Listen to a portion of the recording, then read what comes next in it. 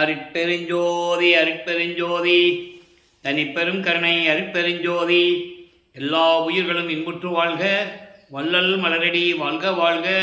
கொல்லாவரதம் குவளை எல்லாம் ஓங்குக, நல்லோர் நினைத்த நலம்பெறுக. நன்றி நினைத்து எல்லோரும் வாழ்க இசைந்து.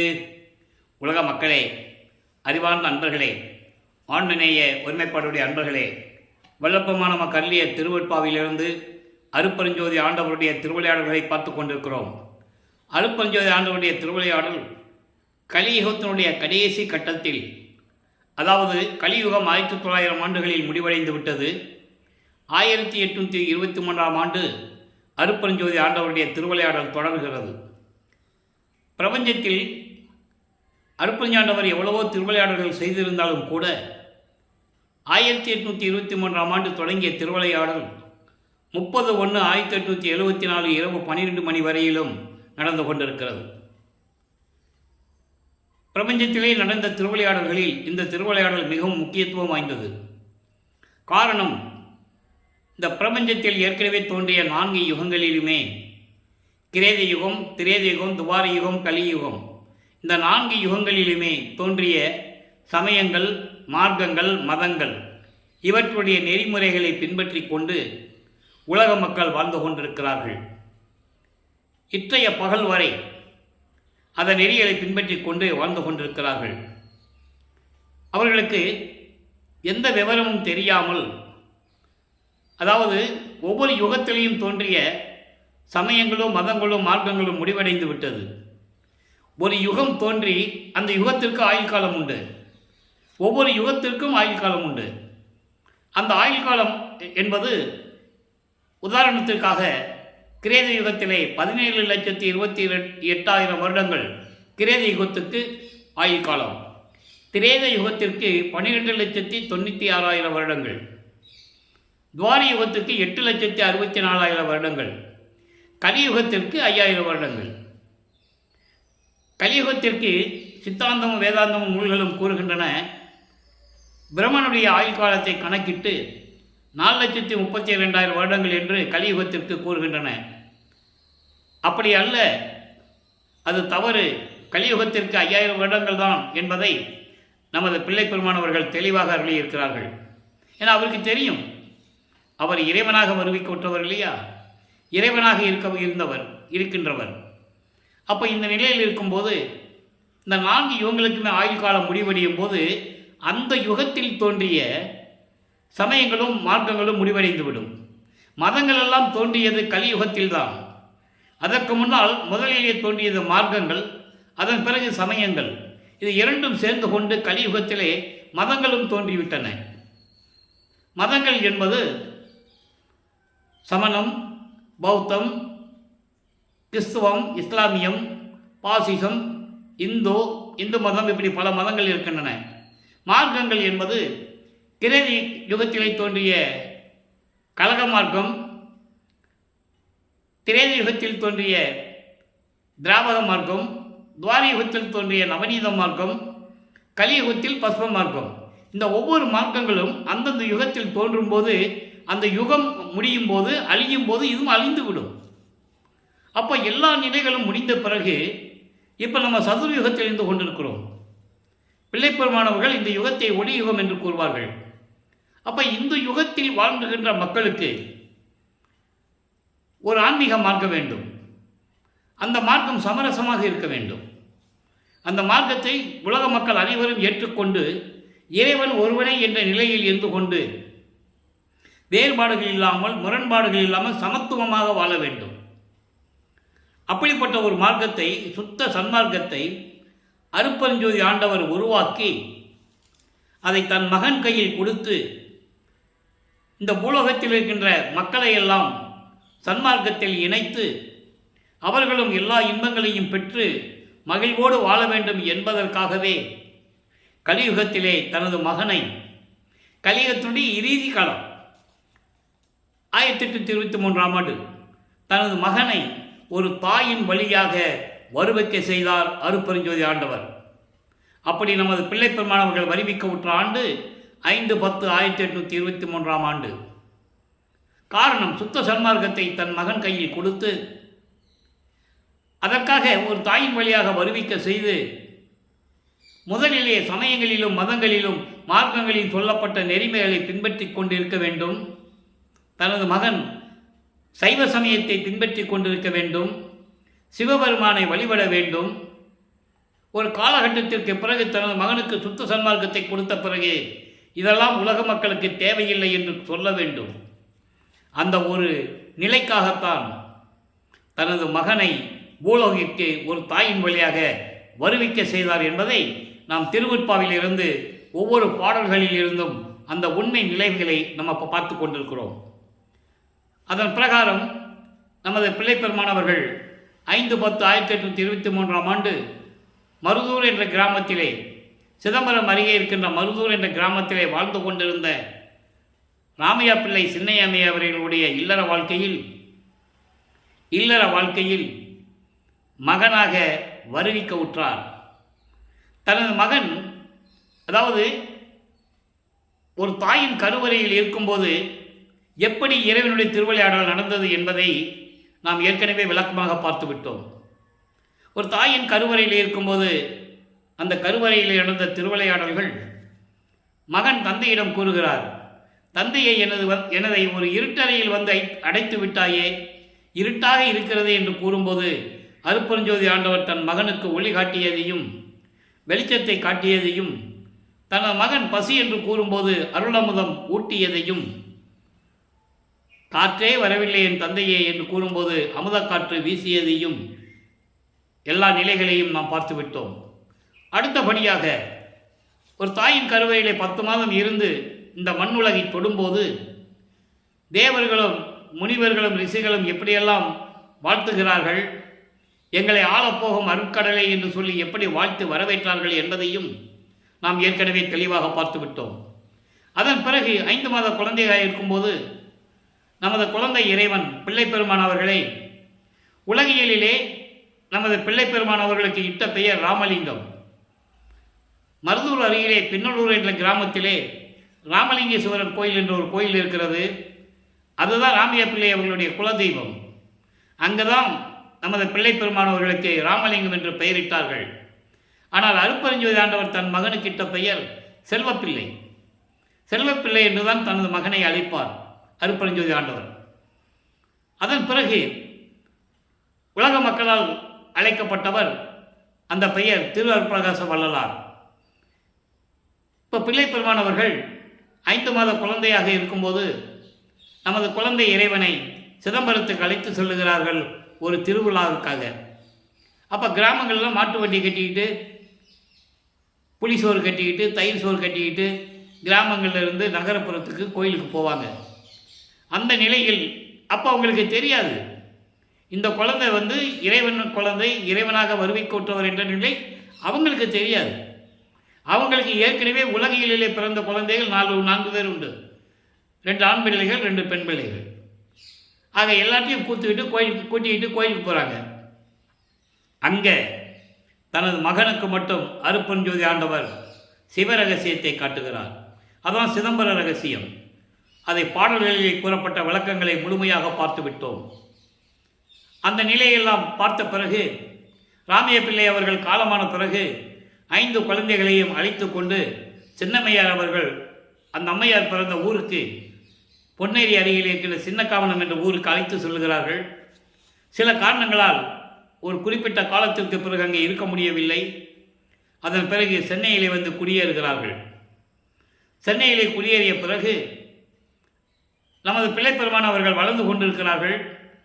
நமது குழந்தை இறைவனை பள்ளியில் கொண்டு போய் சேர்க்க வேண்டும். அதனால் உலகியலிலே இருப்பது போல கொண்டு போய் ஸ்கூலில் சேர்க்குறாங்க, பள்ளிக்கூடத்தில் சேர்க்குறாங்க. படிக்க முடியாதுன்னு வந்துட்டார். ஏன்னா அவர் படிக்க முடியாது. இறைவனுடைய திருவிளையாடல் நடக்கும்போது அங்கே எப்படி படிக்க முடியும்? ஏனென்றால் தனது தந்தை ஒரு பாடலிலே சொல்லுவார், தனது தந்தை மகன் யாரிடமும் கல்வி பயிற்கக்கூடாது, இந்த உலகியல் படிப்பை சந்த படிக்கை படிக்கக்கூடாது. அதே நிலையில் தனது மகன் யாரையும் குருவாக ஏற்றுக்கொள்ளக்கூடாது. இது இறைவனுடைய நிபந்தனை. அந்த அந்த அந்த அளவில் திருவிளையாடல் நடந்து கொண்டிருக்கிறது. அதை ஒரு பாடலிலே சொல்லுவார். திருப்பள்ளி எழுச்சி என்ற பதிகத்திலே 6ஆம் திருமுறையில் சொல்லுவார், திருப்பள்ளி எழுச்சியிலே சொல்லுவார், முன்னை பள்ளி பயிற்றாது எந்தனை கல்வி பயிற்றி முழுதும் உணர்வித்து உடற்பழுதெல்லாம் தவிர்த்து என்னை பள்ளி எழுப்பிய அருப்பெருஞ்சோதி என் அப்பனே பள்ளி எழுந்தருள்வாயே என்று கூறுவார். அதில் 7வது பாடலில் 5வது வரியில் சொல்லுவார். அது என்னன்னா, என்னை எந்த பள்ளியிலும் படிக்க விடாமல் நீ எனக்கு சாகா கல்வியை கற்றுக் கொடுத்து எல்லாவற்றையும் எனக்கு முழுவதுமாக உணரச் செய்து விளக்கத்தை கொடுத்து என் உடற்பழுதெல்லாம் தவிர்த்து உன்னால் வருவிக்கப்பட்ட அந்த மனித தேகத்தை முத்தேகமாக மாற்றி என்னை அறியாமையிலிருந்து தூக்கி எடுத்து, அறியாமை என்பது சமயங்கள், மதங்கள், மார்க்கங்கள் கூறப்பட்ட நெறிமுறைகளில் இருக்கும்போது அவற்றையெல்லாம் நீக்கி என்னை தூக்கி எடுத்து அணைத்து எனக்கு அருள் கொடுத்தாயே என் அப்பனே என்று சொல்லுவார். பள்ளி எழுந்தருள்வாயே என்று கூறுவார். இது ஏன் கூறுகிறோம் என்றால், அந்த நிலையை மக்களுக்கு தெரியப்படுத்த வேண்டும். ஏன் இவர் பள்ளிக்கூடத்தில் படிக்க முடியவில்லை என்ற நிலையை மக்களுக்கு உணர்த்த வேண்டும். ஆக இந்த நிலையில் இருக்கும்போது இப்போ பள்ளிக்கூடத்துக்கு போகலை, அப்போ வீட்டில் இருக்கிறவங்க என்ன சொல்லுவாங்க, பள்ளிக்கூடத்தில் சேர்த்து இவன் படிக்க மாட்டேன்றான்னு சொல்லி திட்டுவாங்க. அந்த அந்த துன்பங்களை எல்லாம், அந்த துயரங்களை எல்லாம் நமது குழந்தை இறைவன் தாங்கி கொண்டிருக்கிறார். அப்போ அவருக்கு யாருன்னு தெரியாது. ஏன் இந்த பூலோகத்தில் வந்து பிறந்தன்னு அவருக்கு தெரியாது. அது நான் ஏன் பிறந்தேன் என்ற தலைப்பிலே அருமையாக பாடல்களை கூறியிருப்பார். அப்போ அவருக்கு தெரியாது. ஆக அந்த மனநிலையில் இருக்கும்போது அவருக்கு ஒரு தனிமையான இடம் தேவைப்படுகிறது. அப்படிப்பட்ட இடம்தான் கந்தகோட்டம் என்ற ஒரு இடம். அது சென்னைக்குள்ளே இருக்குது. பூக்கடைன்னு சொல்லுவாங்க. இப்போது அந்த நிலை அங்கே தான் இருக்குது. அப்போது அந்த அங்கே இருக்கும்போது அங்கே வர்றவங்க போகிறவங்களாம் பார்ப்பாங்க, என்ன ராமலிங்கம் இங்கே உட்காந்துருக்க, என்ன பள்ளிக்கூடத்துக்கு போலியாமே, கேள்விப்பட்டோம் அப்படின்லாம் கேட்பாங்கல்ல. அப்போ ஒரு மனநிலை எப்படி இருந்திருக்கும். அப்போ முருகனை பற்றி பாட சொல்லுவாங்க, முருகனை பற்றி பாடுவார். அப்போ அவருக்கு எந்த ஞானமும் கிடைக்கல. ஆனால் இறைவனுடைய அருள் இருப்பதனால் அவருக்கு தெரியாது. அவருக்கு மறைப்பு நிலையில் இருக்குது.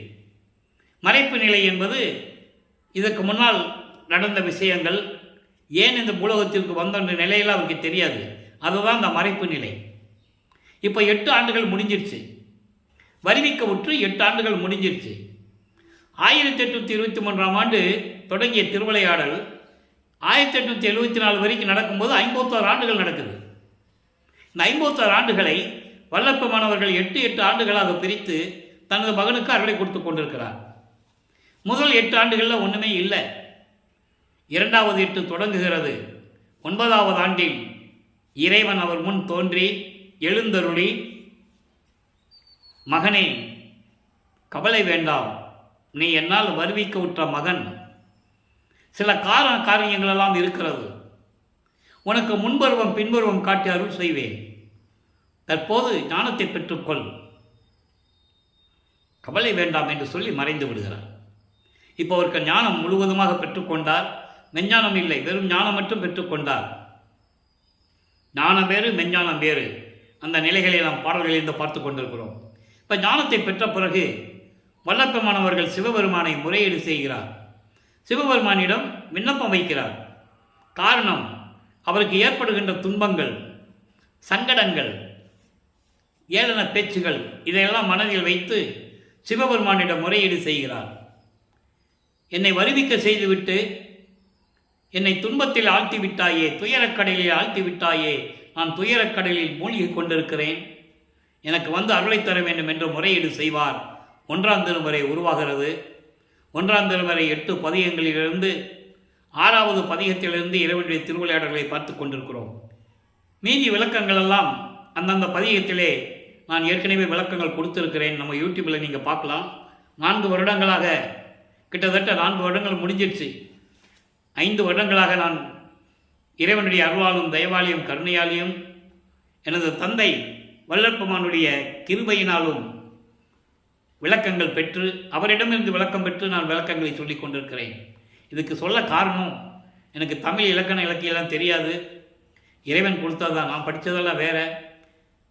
இதுக்கு ஏன் சொல்லுகிறேன் என்றால், இறைவனுடைய அருளை பெற்றுவிட்டால் விளக்கங்களை தெளிவாக மக்களுக்கு சொல்ல முடியும் என்ற ஒரு நோக்கத்தில் தான் சொல்லிக் கொண்டிருக்கிறேன். வேறொன்றுமில்லை. இப்போ சிவபெருமானிடம் முறையீடு செய்கிறார். 232 பாடல்கள் திருவருள் முறையீடு 6வது பதியத்திலிருந்து இறைவனுடைய திருவிளையாடல்களை பார்த்து கொண்டிருக்கிறோம். எந்த விதமான பலனும் இல்லை. உருகி உருகி பாடுவார், எந்த விதமான பலனும் இல்லை. ஒருவேளை அம்மையை பற்றி பாடினால், வடிவுடையம்மனை பற்றி பாடினால் அருளை பெற்றுவிடலாமா என்று சொல்லி வடிவுடையம்மனை பற்றி பாடுவார். வடிவுடை மாணிக்க மாலை 100 பாடல்களை கொண்டது. இதுவரை 87 பாடலுடைய விளக்கங்களை பார்த்திருக்கிறோம். இன்று 88வது பாடல். இப்போ வல்லப்பெருமான் அவர்கள் பூலோகத்திற்கு வருவிக்க உற்று 2வது எட்டில் இருந்து கொண்டிருக்கிறார். 9வது ஆண்டிலிருந்து 16 ஆண்டுகளுக்குள் இருந்து கொண்டிருக்கிறார்.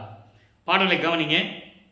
திருவள்ளி ஏத்தும் அபிதேகவல்லி, அபிதேகவல்லி எம் சென்னியிடை வரும்வல்லி, கற்பகவல்லி ஒன் பச்சை மணிவல்லி.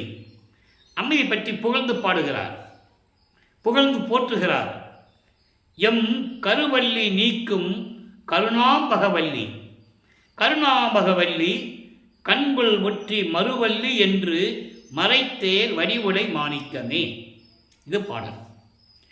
பாடல் என்ன சொல்றாருன்னா, அதாவது திருவள்ளி என்பது திருமகள், லட்சுமி வணங்கக்கூடிய, லட்சுமி வணங்கக்கூடிய என் அம்மையே, அருள் உடையவளே, அருள் உடையவளே, என் தலை மீது திருப்படி வைத்து ஆசீர்வதிக்கும் என் தாயே, ஆசீர்வதிக்க வரும் என் தாயே. அதான் வரும் வள்ளி என்று சொல்லுகிறார். இன்னும் அருளை பெறவில்லை, ஆனால் அருளை பெற வேண்டும், அதற்காக சொல்லுகிறார். என் தலை மீது வைத்து நீ ஆசீர்வதிக்க வருவாய், என் அம்மையை விரைவில் வர வேண்டும். ஒப்பற்ற நிலையில் இருக்கின்ற பசுமை நிற மணி போன்று விளங்கி கொண்டிருக்கின்ற என் தாயே, என் கர்ம வினைகளையெல்லாம் நீக்கக்கூடிய என் தந்தையே, அதாவது என் கர்ம வினைகளெல்லாம் நீக்கக்கூடிய என் தாயே, என் தந்தையின் பக்கத்தில் அமர்ந்து கொண்டு மகிழ்ந்து கொண்டிருக்கின்ற என் தாயே, அப்படிப்பட்ட தாயே, வேதங்கள் எல்லாம் போற்றக்கூடிய அருள் மனம் வீசிக்கொண்டிருக்கின்ற வடிவுடை மாணிக்கமே, என் அம்மையே, உன் அருளுக்காக நான் காத்து கொண்டிருக்கிறேன், நீ எனக்கு விரைவில் வந்து அருள வேண்டும் என்று முறையீடு செய்கிறார். ஆக தந்தையை பற்றி பாடியாச்சு, வடிவுடையம்மனை பற்றி பாடியாச்சு. எந்த விதமான பதிலும் இல்லை, எந்த விதமான பலனும் இல்லை. அருளுக்காக காத்து கொண்டிருக்கிறார். இப்போ வல்லப்பெருமானவர்கள் 12 ஆண்டுகள் முடிந்து, வருவிக்க உற்று 12 ஆண்டுகள் முடிந்து 13வது ஆண்டு தொடக்கத்தில் முதல் முறையாக அவர்கள் குடியிருந்த பகுதியிலிருந்து ஏழுகணர் வீரசாமி முதலியார் தெருவிலிருந்து திருவொற்றியூருக்கு நடந்தே செல்லுகிறார்.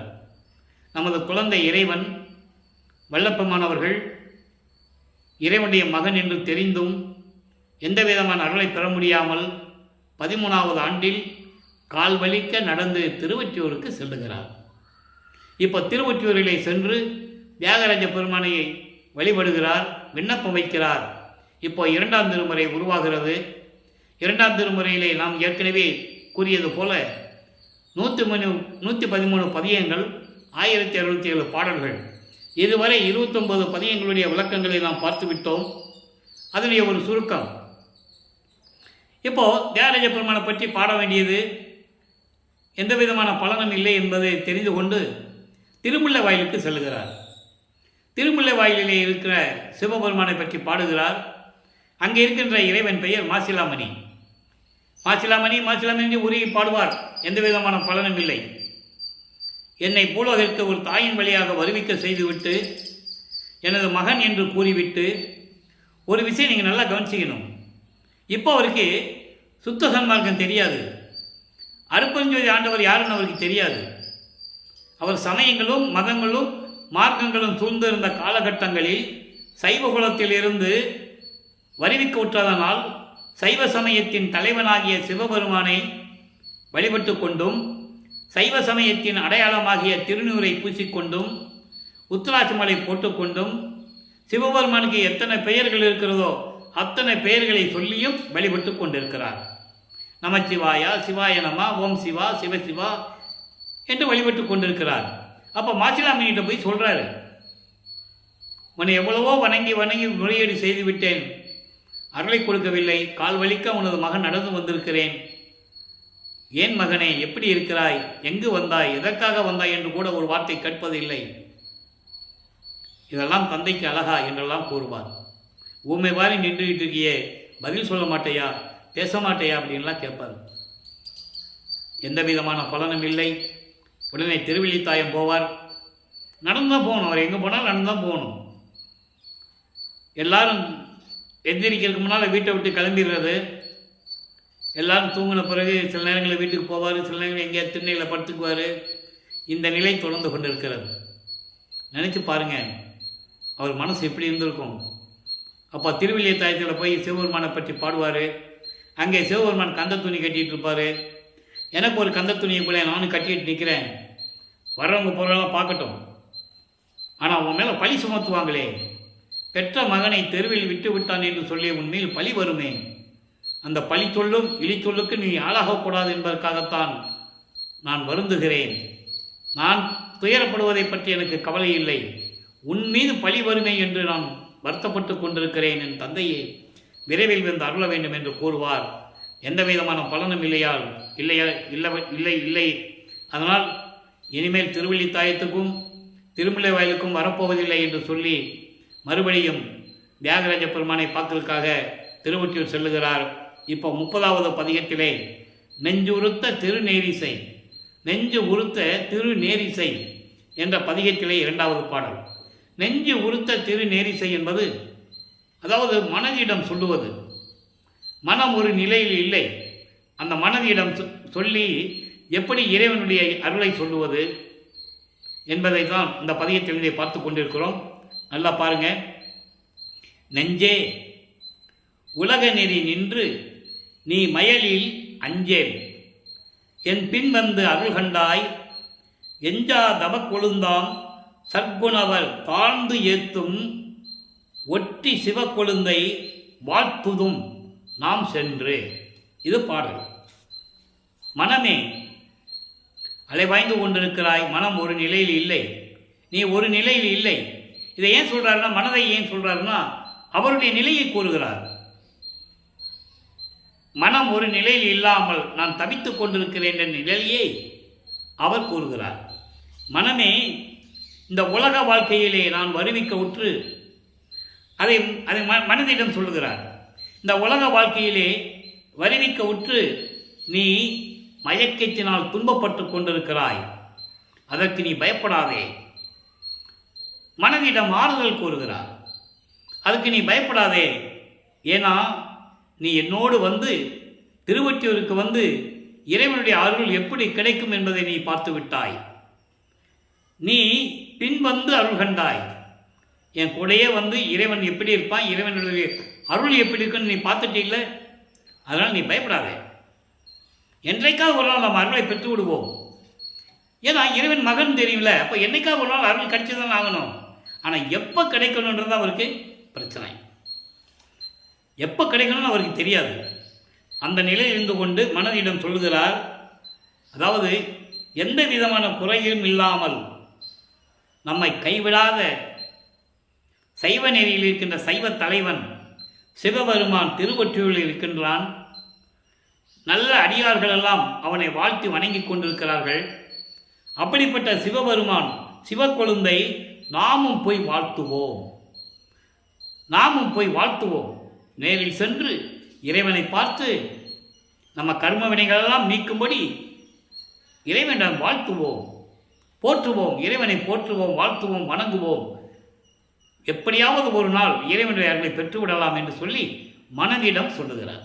அந்த நிலையில் இருந்து கொண்டு இந்த பாடலுடைய விளக்கத்தை நாம் பார்த்து விட்டோம். இப்போ வல்லப்பமானவர்கள் வருவிக்க விட்டு 16 ஆண்டுகள் முடிந்து விட்டது. 2 எட்டு முடிஞ்சிடுச்சு. இப்போ 3வது எட்டுக்குள்ளே போகணும். 3ஆம் திருமுறை உருவாகிறது. 3ஆம் திருமுறை நான் ஏற்கனவே கூறியது போல 19 பதியங்களும் 235 பாடல்களும், எல்லா பாடல்களுடைய விளக்கங்களை நாம் முழுமையாக பார்த்து விட்டோம். அதனுடைய ஒரு சுருக்கம். இப்படி சிவபெருமான தியாகராஜ பெருமானை, அங்கே இருக்கிற பேர் தியாகராஜர், சிவபெருமான் தியாகராஜ பெருமான்களாக சொல்லுவார். அப்படி அந்த இறைவனை வணங்கி எந்த விதமான அருளை பெற முடியவில்லை. மிகவும் மன வருத்தத்துடன் அங்கே மறுபடியும் இறைவனை போய் முறையீடு செய்வார். இப்போ காட்சிகள் மாறுகிறது, ஆண்டுகள் உருண்டோடுகிறது. இப்போ வல்லப்பமானவர்கள் 17வது ஆண்டிலிருந்து 24 ஆண்டுகளுக்குள் இருந்து கொண்டிருக்கிறார். அந்த 8 ஆண்டுகளில் என்ன நடந்தது? இப்போ சிவபெருமான் காட்சி கொடுப்பாரா? பார்த்த உடனே மன மகிழ்ச்சி, அதாவது மெய்மறந்து இருப்பார். இந்த நிலைகள் தொடர்ந்து கொண்டிருக்கும் போது பேசுறதில்லை. காட்சி கொடுப்பார், மறைஞ்சிருவார். அதே அவருக்கு ஒரு உறுதி கிடைத்து விட்டது. இந்த நிலையில் இருக்கும்போது இப்படியெல்லாம் நடந்து கொண்டிருக்கிறதே, இது எப்போ வருவார், எப்போ அருளை கொடுப்பாருன்னு, என்ன ஆகுமோ ஏதாகுமோ என்ற நிலையில் இருக்கும்போது, சரி நம்ம தூது அனுப்பி பார்ப்போம் சொல்லி அந்த மனநிலையில் நாரையிடம் சொல்லி தூது அனுப்புவார். நாரையே, நீ போய் தியாகராஜ பெருமான்கிட்ட போய் சொல்லு, உன்னால் வருவிக்க விட்டு ஒரு மகன் தவித்து கொண்டிருக்கிறான், சாப்பிட முடியல, தூங்க முடியல, எதுவுமே அவனால் செய்ய முடியல, கனப்பொழுதும் உன்னை நினைத்து கொண்டிருக்கிறான், உன்னை பார்த்து விட்டு வர சொல்லி என்னை தூது அனுப்பினான் என்று சொல்லி நீ போய் தூது சொல்லுன்னு சொல்லுவார். இந்த பாடல்களை நான் ஏற்கனவே கூறியிருக்கிறேன். இவரை ஒரு பெண்ணாக உருவகப்படுத்தி, அதாவது காதலியாக உருவப்படுத்தி, தலைவியாகவும் இறைவனை தலைவனாகவும் உருவகப்படுத்தி சொல்லுவார். ஏன்னா காதலை சொல்ல வேண்டும் என்றால் ஒரு ஆணும் பெண்ணும் இருக்க வேண்டும். அப்போ தான் அந்த காதல் ரொம்ப ருசிக்கும். அந்த நிலையில் இருந்து கொண்டு அந்த பாடலை நமக்கு அள்ளியிருப்பார்கள். நாரையும் போகும், திரும்பி வராது. இறைவனுடைய திருவிளையாடல் நடக்கும்போது எப்படி வரும்? கிளிகளையும் தூது அனுப்புவார், அதுவும் வராது. இந்த பாடல்களை எல்லாம் படிக்கும்போது அந்த விளக்கங்கள் எல்லாம் அவ்வளவு நெகிழ்ச்சியாக இருக்கும். அந்த விளக்கங்களை நம்ம பார்த்துட்டோம். நாரையும் கிளியும் நாட்டூரும் தூது என்ற ஒரு பதிகம் பார்த்துட்டோம். அதன் பிறகு திருவிழா வீதி வரும், பவனி வரும், தேரில் கொண்டு வருவாங்க. இதெல்லாம் மனிதர்களுக்கு தெரியாது. அவங்க இறைவனை தேரில் வச்சு திருவிழா வீதி வருவாங்க, பவனி வருவாங்க. அப்போ மக்கள்லாம் வழிபடுவாங்க. இது நடைமுறையாக நடக்கின்ற ஒரு வழக்கமானது ஒன்று. இவரும் பார்ப்பார், இவருக்கு மட்டும் காட்சி கொடுப்பார். காட்சி கொடுப்பார், மறைஞ்சிடுவார். சரி, இந்த தெருவில் தான் நமக்கு எந்த விதமான பதிலும் கிடைக்கலன்னு சொல்லி அடுத்த தெருவில் நிற்பார். அடுத்த தெருவுக்கும் போகும், தேர் போகும். அதெல்லாம் திருவொற்றியூர்லாம் தேரோடு வீதிகள். தேரோடு வீதிகள் நகரங்கள் நிறைய இருக்குது. தில்லை நகரம், திருவாரூர், இப்படி ஸ்ரீவில்லிபுத்தூர், மதுரை, இப்படி நிறைய ஊர்கள் இருக்குது. தேரோடு வீதிகள் எல்லாமே. இப்படி ஒவ்வொரு தெருவாக போய் கூட எந்த விதமான பலனும் கிடைக்கவில்லையா, ஒரு குறைச்சி பெண்ணோட போய் குறி கேட்க போவார். உலகியலில் எப்படி போவாங்களோ அது மாதிரி போவாங்க. ஜோசியம் பார்க்க போவார். எந்த விதமான பலனும் கிடைக்காது. இந்த நிலையில் இருக்கும்போது 24வது ஆண்டில் இறுதி கட்டத்தில் 19வது பதிகத்திலே காதல் மாட்சி என்ற பதிகத்திலே 10 பாடல்கள் உண்டு. இவரை பார்த்து எப்படி சிவபெருமான் திரும்பி பார்க்காமல் ஓடுகிறார் என்பதையும், இவரும் பின்னால் போய் ஓட்டத்தை பிடிக்க முடியவில்லை என்ற நிலையையும் பாடலுடைய விளக்கங்களின் மூலமாக நாம் பார்த்து விட்டோம். சிவபெருமான் ஓடுறாருங்க, இவரை பார்த்து காரணத்தையும் சொல்லியாச்சு, விளக்கம் சொல்லியிருக்கேன். இப்போ மகன்கிட்ட மாட்டக்கூடாது. ஏன்னா 24 ஆண்டுகள் தான் முடிஞ்சிருக்கு. இன்னும் 27 வருஷம் பாக்கி இருக்கு. இப்போ இவங்கிட்ட மாட்டினோம்னா கேட்குற கேள்விகளுக்கு பதிலும் சொல்ல முடியாது, இவர் விட்டு போகவும் முடியாது. இந்த நிலையில் இருக்கும்போது இறைவனுடைய திருவிளையாடல் நடக்குதுங்க. சிவபெருமான உருவத்தில் இறைவனுடைய திருவிளையாடல் நடந்துகிட்டு இருக்கு. அப்போ அங்கே இருக்கிறவங்க பார்ப்பாங்க. அதுக்கும் தனியாக பதிகத்தில் பாடல்கள் உண்டு. இவர்கிட்ட சொல்லுவாங்க, என்ன ராமலிங்கம் தெருவில் ஓடிக்கிட்டே இருக்க, நாங்களும் பார்த்துக்கிட்டே இருக்கோம்னு சொல்லும்போது, இல்லை இறைவன் ஓடுனார், சிவபெருமானை நான் பிடிக்க போனேன், என்னால் முடியலைன்னு சொல்லுவார். அப்போ அங்கே இருக்கிறவங்க சொல்லுவாங்கல்ல, என்னப்பா கலியுகத்தில் இதெல்லாம் நடக்கிற காரியமா? அப்போ கலியுகம் முடியலை. 1900 ஆண்டுகளில் தான் கலியுகம் முடியுது. அப்போது இந்த நிகழ்ச்சி நடக்கும்போது 1847 1847ஆம் ஆண்டு இந்த நிகழ்ச்சி நடக்குது. அப்போ இவர் சொல்லுவார், நீங்கள் அப்படிலாம் சொல்லாதீங்க, நீங்கள் இறைவனை பற்றி என்னென்னமோ சொல்கிறீங்க, சாப்பிட்றதுக்கு சோறு இல்லாமல் பிச்சை எடுக்கிறான்னு சொல்கிறீங்க, இருக்க இடம் இல்லாமல் சுடுகாட்டில் படுத்துருக்கான்னு சொல்கிறீங்க, கழுத்தில் பாம்பு சுற்றி இருக்கே, நீ போய் கட்டி பிடிச்ச நான் கொத்திருமேன்னு சொல்கிறீங்க. எப்படி வேணால் இருந்துட்டு போட்டுமே, நான் அவனுடைய அருளை பெறாமல் நான் விடமாட்டேன். இறைவன் மீது கொண்டுள்ள காதலை, அந்த மா காதலை நான் கனவில் கூட மறக்க முடியாதுன்னு சொல்லுவார். இந்த நிலைகளெல்லாம் நம்ம பார்த்து விட்டோம். வல்லப்பமானவர்கள் 24 ஆண்டுகள் முடிந்து விட்டது. 25வது ஆண்டில் அடியெடுத்து வைக்கிறார். வருவிக்க உற்று 25வது ஆண்டுகள். இப்போ 32 ஆண்டுகளுக்குள் என்ன நடந்தது என்பதை நான்காம் திருமுறையிலிருந்து பார்க்குறோம். நான்காம் திருமுறையில் இந்த 8 பதியங்களிலும் 197 பாடல்களிலும் நம்ம பார்த்துட்டோம். நான்காம் திருமுறை மொத்தம் 12 பதியங்கள். பின்னால் இருக்கிற 4 பதியங்களும் திருநாவுக்கரசர், திருஞான சம்பந்தர், சுந்தரர், மாணிக்கவாசகர் இவர்களுக்காக பாடியது. ஏன் பாடினார் என்ற விளக்கத்தையும் இறைவன் கொடுத்த விளக்கத்தையும் நான் உங்களிடம் ஏற்கனவே பகிர்ந்து கொண்டேன், சொல்லிட்டேன். ஏன்னா அந்த காலகட்டங்களில், அதாவது 3ஆம் நூற்றாண்டிலிருந்து கிட்டத்தட்ட 3ஆம் நூற்றாண்டிலிருந்து 10 நூற்றாண்டுகள் வரைக்கும் சைவ சமயத்தை பரப்பியவர்கள். ஒவ்வொரு நூற்றாண்டிலையும் ஒவ்வொரு ஆள் இருந்திருக்காங்க. திருநாவுக்கரசரும் திருஞான சம்பந்தரும் சமகாலத்தலைவர், ஒரே காலத்தில் வாழ்ந்தவங்க, ஒரே நூற்றாண்டு. சுந்தரன் அதுக்கு பிறகு மாணிக்கவாசகர். நூற்றாண்டுகள் தனித்தனியாக இருந்தாலும் கூட இந்த 4 பேரை பற்றியும் யாரும் முழுமையாக உலக மக்களுக்கு தெரியப்படுத்தவில்லை. அதாவது தேவாரம், திருவாசகம், திருமந்திரம் இதெல்லாம் எழுதினார்கள் என்று எல்லாமே அறிந்ததுதான். ஆனால் ஒரே நூலில் 4 பேரை பற்றியும் யாரும் தெரியப்படுத்தவில்லை. காரணம், திருநாவுக்கரசரும் திருஞான சம்பந்தர் வாழ்ந்த காலத்தை சுந்தரன் கூறவில்லை, எந்த நூல்லையும் கிடையாது. தனித்தனியாக இருக்கிறத உலக மக்களுக்கு தெரியப்படுத்தினாங்க. அதே நேரத்தில் சுந்தரனும் திருநாவுக்கரசரும் ஞானசம்பந்தரும் வாழ்ந்த காலத்தில் எப்படியெல்லாம் இருந்தார்கள் என்பதை மாணிக்கவாசகர் சொல்லவில்லை. எல்லாருமே சைவ சமயத்தில் இருந்து கொண்டு சிவபெருமானை பற்றி பாடினார்கள், அருளை பெற்றார்கள், முத்தி அடைந்தார்கள். ஞான சித்திக்கு யாருமே வரலை என்பதை திருவருட்பாவிலே தெளிவாக நமக்கு இருக்கிறது. எல்லாருமே 5 பூதங்களோட கலந்தவர்கள் என்பதை நாம் திருவருட்பாவிலே இருந்த விளக்கங்களை எல்லாம் பார்த்து விட்டோம். இப்போ இந்த நிலையில் இருக்கும்போது அந்த 8 பதிகங்களிலே அன்பு மாலை, அற்பகாச மாலை, பிரசாத மாலை, ஆனந்த மாலை, பத்தி மாலை, சௌந்தர மாலை, அபராத மன்னிப்பு மாலை, அதிசய மாலை, இந்த 8 பதிகங்களில் இருக்கின்ற பாடலுடைய விளக்கங்களை எல்லாம் பார்த்து விட்டோம். இப்போ அதனுடைய சுருக்கம் என்னவென்றால், ஏன்னா இது சொன்னதான் அடுத்த நிகழ்ச்சிக்கு நம்ம போக முடியும், 5வது எட்டுக்கு போக முடியும். அப்போ இந்த நிகழ்வுகள்லாம் நடக்கும்போது நமது பிள்ளைப்பெருமானவர்களுக்கு 27 ஆண்டுகள் ஆகிவிட்டது. இப்போ இறைவனுடைய பெயர் அருட்பெருஞ்சோதி ஆண்டவர் தான். சுத்த சன்மார்க்கம் இருக்கிறது தெரியும், இன்னும் வாங்கலை. அப்பா கிட்ட இருந்து இன்னும் வாங்கலை, இருக்கிறது தெரியும். அதற்கு உலகப்பற்றை விட வேண்டும். அதற்கு இவரால் ஒரு ஆக வேண்டிய காரியம் இருக்கிறது. தனக்கோடி அம்மையாருக்கு இவர் தாலி கட்ட வேண்டும். இவர் தாலி கட்ட வேண்டும், அந்த அம்மையாருக்கு மோட்ச வீட்டை காட்ட வேண்டும், விமோசனம் கொடுக்க வேண்டும் என்பதற்காகவே தனக்கோடி அம்மையார் இவர் வருவிக்க உற்ற அந்த சொந்தத்தில், வருவிக்க உற்றதனால் ஏற்பட்ட சொந்தம், அவருக்கென்று தனிப்பட்ட முறையில் எந்த சொந்தம் கிடையாது. பேரனோ பேத்தியோ அவர் ரொம்ப கிடையாது. அந்த சொந்தத்தின் அடிப்படையில் அந்த பெண், அந்த அம்மையார் இவருடைய வருவிக்கப்பட்ட குடும்பத்தில் பிறக்கிறார். அவங்க அக்கா என்ற முறையிலே அந்த அக்காவிற்கு பெண் குழந்தையாக பிறக்கிறார். அப்போது அந்த அம்மாவுக்கு இவர் தாய்மாமன் ஆகிறார். நல்லா புரிஞ்சுக்கணும் நீங்கள். இது இறைவனுடைய திருவிளையாடலே நடந்து இருக்கிறது என்பதை திருவருட்பாவில பாடல் இருக்கு, கதை அல்ல, கற்பனை அல்ல. மக்களே, நான் ஏற்கனவே சொன்னது போல திருவருட்பா விளக்கங்கள் எல்லாம் திருவருட்பாவிலே இருக்கின்ற விளக்கங்கள், இறைவனால் அருளப்பட்டது. அப்போ அந்த நிலையில் இருக்கும்போது கல்யாண ஏற்பாடுகள் நடக்கிறது. அப்படியாவது இவன் திருந்துவானான்னு தான் நினைக்கிறாங்க அவங்க. இவர் இறைவனுடைய குழந்தை, இறைவனாகவே வருவிக்க விட்டவர்னு அவருக்கு தெரியாது அவங்களுக்கு.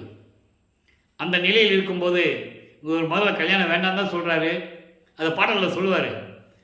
அதுக்கப்புறம் அவருடைய தந்தையினுடைய அனுமதிக்காக காத்து கொண்டிருப்பார். ஒரு சாமியார்ட்ட கூட்டு போவாங்க, அவர் திருவொற்றியில் இருப்பார். அவர் யாருன்னா அருட்பெருஞ்சாண்டவர் தான்.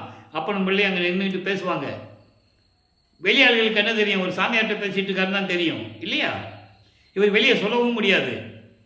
அந்த நிலை இருக்கும்போது அப்பாவிடம் அனுமதி பெற்றுக்கொண்ட திருமண ஏற்பாடுகள் நடந்து கொண்டிருக்கிறது.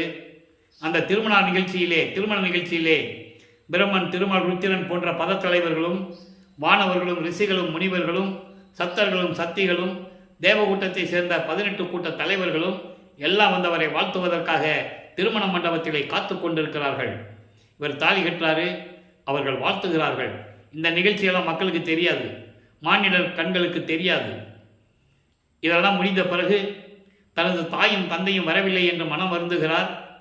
மகனுடைய வருத்தத்தை கண்டு சிவகாமி வெள்ளியும் அருட்பெருஞ்சோதி ஆண்டவரும் 2 குதிரை மாட்டின தேரில் மணமக்களை எப்படி வாழ்த்தினார்கள் என்பதை விளக்கமாக பார்த்து விட்டோம். இந்த நிலைகள் முடிஞ்சிருச்சு. இயற்கையாகவே பாசங்களை நீக்க வேண்டும். அது இறைவனுடைய 5வது குணம். இப்போ அந்த 4 குணத்திலிருந்து 5வது குணத்துக்கு வந்திருக்கிறார். தன்மையத்தனாதல், தூய உடம்பினாதல், முற்றிலும் உணர்தல், இயற்கை உணர்வினாதல், இதை 4ஐயும் தாண்டி இப்போ இயற்கையாகவே பாசங்களை நீக்குதல். அப்போ அந்த உறவை நீக்க வேண்டும், உலகியல் பற்றை நீக்க வேண்டும். நீக்கிவிட்டார். சமயங்களிலும் மதங்களிலும் மார்க்கில் சொல்லப்பட்ட நெறிகளை விட வேண்டும், விட்டு விட்டார். சைவ சமயத்தின் அடலையமைய திருநீரை பூசுவதை நிறுத்த வேண்டும், நிறுத்திவிட்டார். இதெல்லாம் பாடல்கள் இருக்கு, விளக்கங்கள். உத்தராட்ச மாலையை கழட்டியாச்சு. ஏன்னா அது சன்மார்க்கத்தினுடைய தடைகள், முக்கிய எதிரிகள் என்று சொல்லுகிறார். அப்போ இந்த நிலையில் இருக்கும்போது எல்லாவற்றையும் கடந்து இப்போ எல்லா சக்தியும் வாங்கிட்டாரு. எப்படி என்ற விளக்கத்தையும் நம்ம பார்த்துட்டோம். அதனுடைய ஒரு சுருக்கம். அற்பகாச மாலையில் 100 பாடல்கள் இருக்குது. இப்போ எங்கேயும் போக முடியாது. இனிமேல் திருவொற்றியூர் போக மாட்டேன், திருமலை வாயிலுக்கும் திருவள்ளி தயத்துக்கும் ஏற்கனவே போக முடியாதுன்னு சொல்லிட்டாரு. இனிமேல் திருவொற்றியூருக்கும் போக முடியாதுன்னு சொல்லிட்டாரு. அப்போ கதவை பூட்டி தாப்பா போட்டார். அவர் கதவை திறட்டுன்னு சொல்லி தாப்பா போட்டாச்சு. இப்போ மகனுடைய நிலையை கண்டு விண்ணுலகத்திலிருந்து பூலோகத்திற்கு அர்ப்பணிச்ச ஆண்டவர் எப்படி தெருவழியாக கால் வலிக்க நடந்து தனது மகனுக்கு அருளை கொடுத்தார் என்பதை 100 பாடல்களில் இருந்து விளக்கமாக பார்த்து விட்டோம்.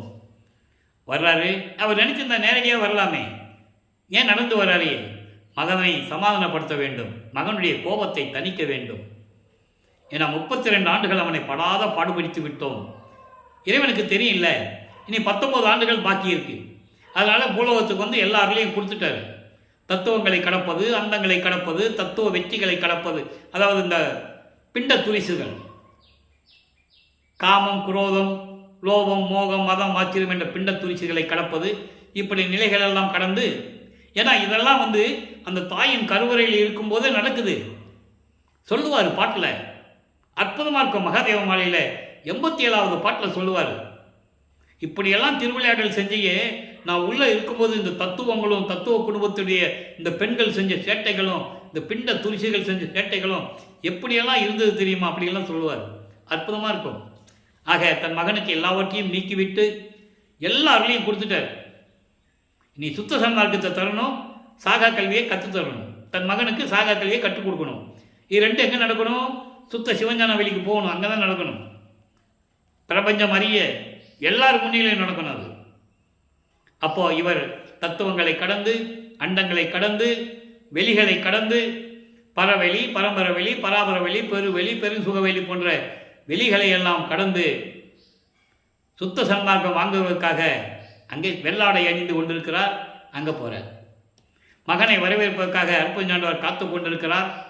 அப்புறம் போகிற வழியிலே அங்கே தேவர்களும் பிரம்மன், திருமால், ருத்திரன் போன்ற மகேந்திரன் போன்ற பதத்தலைவர்களும் முனிவர்களும் ரிஷிகளும் வல்லற்பமானவர்களை நமது பிள்ளைப்பெருமாளையை வரவேற்கிறார்கள். அங்கே தான் சத்தியஞான சபை இருக்கு. 33வது ஆண்டில் முதல்ல போகிறார். 13வது ஆண்டில் எப்படி திருவொற்றியூருக்கு போனாரோ அதே போன்று 33வது ஆண்டில் அங்கே போகிறார். ஏன் எல்லாம் வெளியே நிற்கிறாங்கன்னு பார்க்குறாரு. அந்த நிலைகள்லாம் பாடல்கள் இருக்கிறத பார்த்துட்டோம். யாரும் சத்தியஞான சபைக்குள்ளே போக முடியாது. அந்த படியில் கூட, கீழ் படியில் கூட கால் வைக்க முடியாது. ஏனென்றால் அவங்க சுத்த சன்மார்க்கத்தை சேர்ந்தவர்கள் அல்ல, கொலையும் புலையும் தவிர்த்தவர்கள் அல்ல, கொலை செய்தவர்கள். தெளிவாக பாடலில் சொல்கிறார். இதை ஏன் பாடலில் சொன்னார்? உலக மக்களுக்கு தெரியப்படுத்த வேண்டும். அவர்கள் இந்த 4 யுகங்களிலுமே இந்த பிரபஞ்சத்தை ஆண்ட பொழுது என்னென்னலாம் நடந்தது என்பதை உலக மக்களுக்கு தெரியப்படுத்த வேண்டும். அதுதான் திருவற்பா.